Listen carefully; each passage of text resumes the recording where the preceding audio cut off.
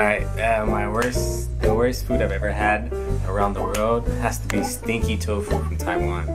It's not good. It's bad. Staying in Thailand, and do you guys know tom yum soup? Tom yum, like I don't know how to explain, but the smell is yeah.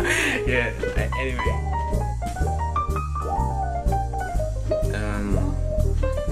The BLT from in Dubai. Maybe 탕수리지. I love it. Yeah.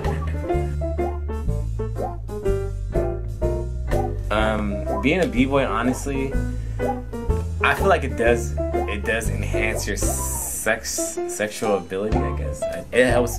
I mean, I don't know if it's natural that I'm just good at having sex, or if it's just, I don't know. I find if it was because I'm a b-boy, but yeah, I put it down straight up. So yeah, I think being a b-boy, doing anything that's acrobatic, it helps. So any girls out there, just remember that when you see me at the event.